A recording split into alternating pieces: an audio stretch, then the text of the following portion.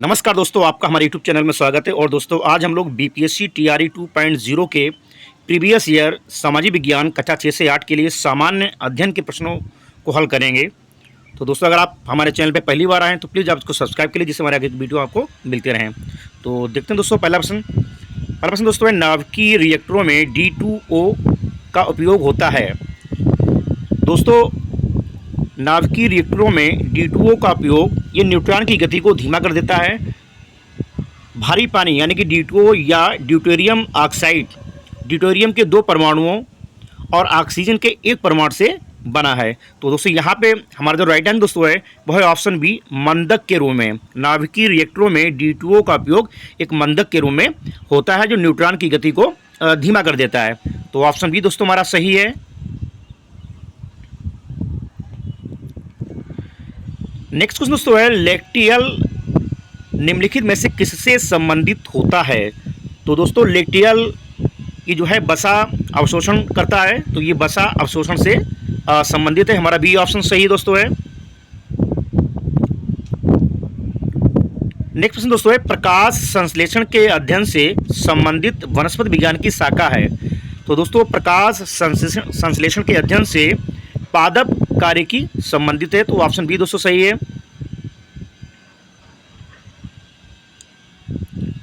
Next दोस्तों, एक पीढ़ी से दूसरी पीढ़ी में वंशागत के अध्ययन को क्या कहते हैं। तो आनुवांशिकी। और आनुवांशिकी के जो जनक दोस्तों हैं वो हैं ग्रेगर जॉन मेंडल, जिन्होंने मटर के पौधे पे प्रयोग किया था। तो यहाँ पे दोस्तों हमारा जो राइट आंसर दोस्तों है वो है ऑप्शन सी, आनुवांशिकी।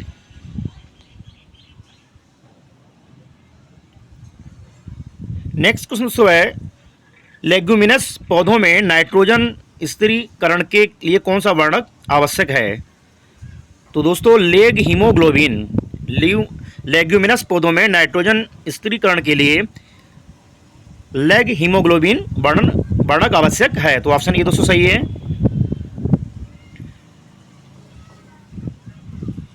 नेक्स्ट दोस्तों है, वह एंजाइम जो हमारे मुंह में भोजन के साथ मिलता है। तो दोस्तों, एमाइलेज, हमारे मुंह में भोजन के साथ एमाइलेज एंजाइम मिलता है।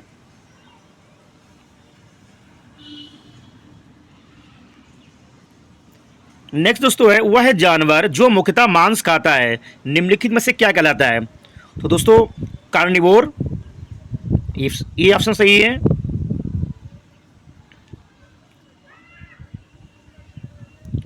नेक्स्ट दोस्तों है, 1 दिसंबर 2022 को किस हवाई अड्डे पर डीजी यात्रा शुरू नहीं हुई थी। तो दोस्तों, वो हवाई अड्डा था रायपुर, तो ऑप्शन ये दोस्तों सही है।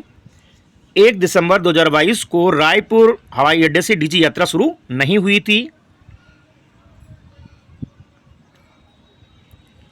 अगला दोस्तों, गणतंत्र दिवस यानी कि 26 जनवरी 2023 को मुख्य अतिथि कौन थे। तो दोस्तों, अब्देल फतेह अल सीसी। गणतंत्र दिवस 26 जनवरी को 2023 को जो मुख्य अतिथि थे वो थे अब्देल फतेह अल सीसी।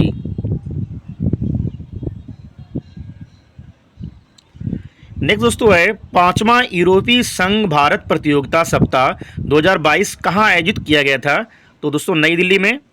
नई दिल्ली में 5वां यूरोपीय संघ भारत प्रतियोगिता सप्ताह 2022 में नई दिल्ली में आयोजित किया गया था, तो ऑप्शन बी दोस्तों सही है। अगला दोस्तों, सूर्य का अध्ययन करने के लिए 2 सितंबर 2023 को लॉन्च किए गए इसरो आदित्य L1 मिशन के परियोजना निदेशक कौन थे।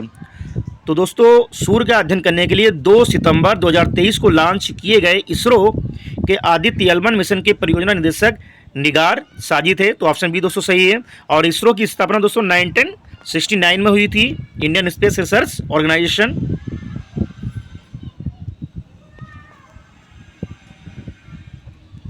अगला है दोस्तों, संयुक्त राज्य अमेरिका में कौन सा राज्य विधायी का पहला राज्य बन गया जिसने दक्षिण एशियाई मूल के लोगों के लिए जात के आधार पर भेदभाव को गैर कानूनी घोषित करने के लिए मतदान किया, जिनका आरोप है कि उन्हें रोजगार और आवास में निष्पक्षता के लिए पारंपरिक अमेरिकी सुरक्षा उपायों से बाहर रखा गया। तो दोस्तों, ये देश जो है कैलिफोर्निया है।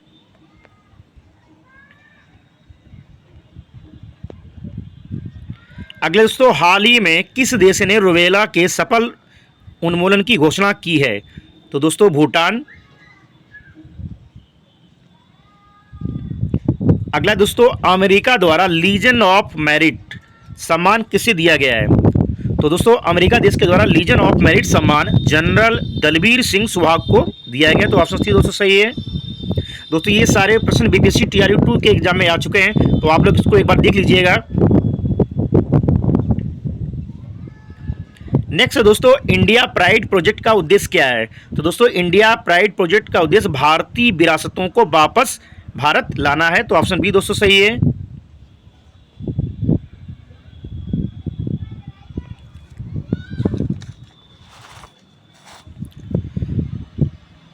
अगला दोस्तों, निम्नलिखित में से कौन सा युवा बलित पर्वत नहीं है? तो दोस्तों अरावली। अरावली एक युवा बलित पर्वत नहीं है, बाकी एंडीज और आपलेशियन ये हैं। दोस्तों अरावली भारत के पश्चिमी भाग में राजस्थान में स्थित एक पर्वतमाला है और ये संसार की सबसे प्राचीन पर्वत श्रृंखला है, जो राजस्थान को उत्तर से दक्षिण दो भागों में बांटती है। तो दोस्तों यहाँ पे हमारा राइट आंसर दोस्तों है वो है अरावली। अरावली संसार की सबसे प्राचीन पर्वत श्रृंखला है।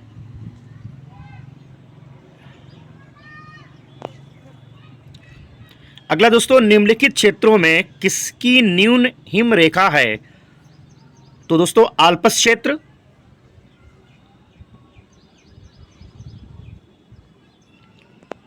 अगला दोस्तों, कर्क रेखा द्वारा सर्वाधिक क्षेत्र आच्छादित है। तो दोस्तों कर्क रेखा द्वारा मालवा पठार सर्वाधिक आच्छादित है और कर्क रेखा दोस्तों भारत के 8 राज्यों से होकर गुजरती है। अगला दोस्तों, कांटेदार जंगल नहीं पाए जाते हैं। तो दोस्तों कांटेदार जंगल ये तमिलनाडु स्टेट में नहीं पाए जाते हैं।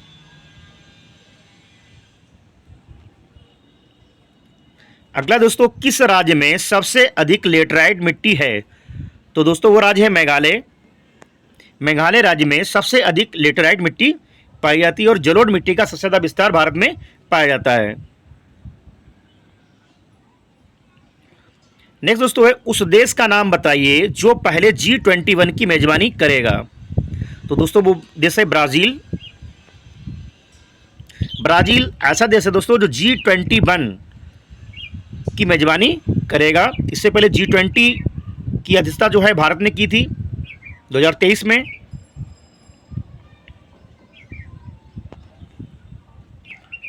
अगला है दोस्तों, हवा में नमी मापने के लिए निम्नलिखित में से किस उपकरण का उपयोग किया जाता है? तो दोस्तों हवा में नमी मापने के लिए हाइग्रोमीटर का उपयोग किया जाता है। अगला प्रश्न दोस्तों है, निम्नलिखित में से कौन सी भूमध्य सागर से भारत के उत्तर पश्चिमी भाग की ओर चलती है? तो पश्चिमी विक्षोभ। दोस्तों पश्चिमी विक्षोभ जो है ये भूमध्य सागर से भारत के उत्तरी पश्चिमी भाग की ओर चलती है। तो ऑप्शन सी दोस्तों सही है।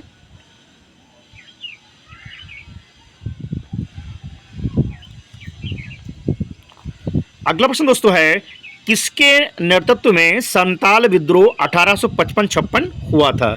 दोस्तों 1855-56 में संताल विद्रोह का नेतृत्व करने वाले दो भाइयों सिदो और कानू ने अंग्रेजों के दांत खट्टे कर दिए थे और इस विद्रोह में अंग्रेजों ने लगभग 30,000 संतालियों को गोलियों से भून डाला था। तो दोस्तों यहाँ पे जो आंसर हमारा होना चाहिए सिद्धू और कानू, वो यहाँ पे नहीं है। तो यहाँ पे दोस्तों जो हमारा राइट आंसर हो जाएगा वो जाएगा ऑप्शन ई, उपयुक्त में से कोई नहीं। और इसका जो राइट आंसर दोस्तों है वो है सिदो और कानू, जिन्होंने 1855-56 में संताल विद्रोह का नेतृत्व किया था।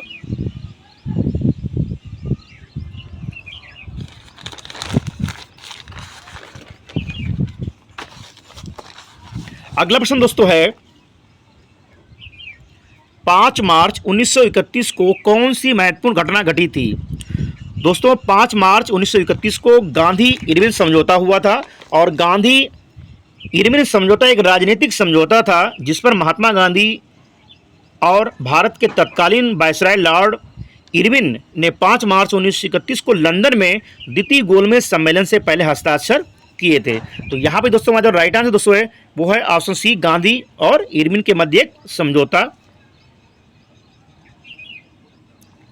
और अगला क्वेश्चन काफी इंपॉर्टेंट दोस्तों है, बिहार यूथ या बिहार युवा लीग का गठन कब हुआ था? दोस्तों, बिहार यूथ लीग की स्थापना 1928 में मोतिहारी यानी कि पूर्वी चंपारण बिहार में प्रसिद्ध क्रांतिकारी और स्वतंत्रता सेनानी प्रोफेसर ज्ञान साहा के कहने पर की गई थी और इसमें युवाओं के बीच व्याख्यान, बहस और सामाजिक कार्यों के माध्यम से राष्ट्रवादी विचारों को फैलाने के लिए कार्यक्रमों का आयोजन किया गया था। तो यहाँ पर राइट आंसर दोस्तों है वो है ऑप्शन ए, 1928 में बिहार यूथ लीग का गठन किया गया था ज्ञान साहा के जो है कहने पर।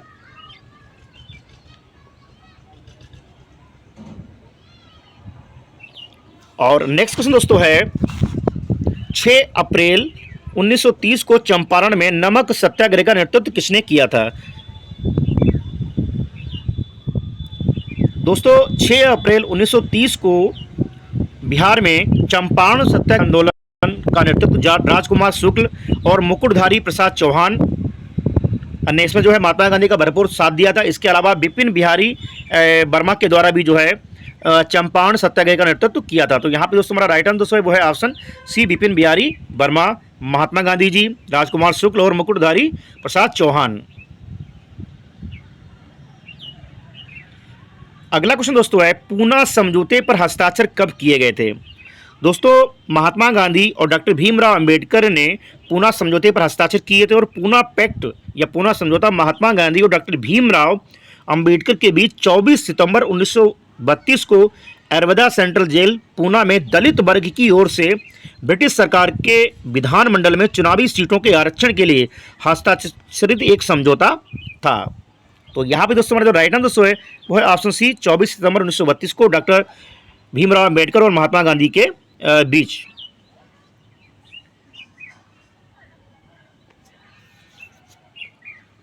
अगला प्रश्न दोस्तों है 1857 के विद्रोह में बिहार का नेतृत्व किसने किया था? दोस्तों, 1857 के विद्रोह में बिहार से जो नेतृत्व करने वाले व्यक्ति थे वो थे बाबू कुंवर सिंह। बाबू कुंवर सिंह के द्वारा जो है बिहार में इसका नेतृत्व किया गया था और दिल्ली से बहादुर शाह जफर के द्वारा इसका नेतृत्व किया गया था, मुगल वंश के शासक जो अंतिम मुगल बादशाह थे, और कानपुर में नाना साहब के द्वारा, बरेली से खान बहादुर खान के द्वारा।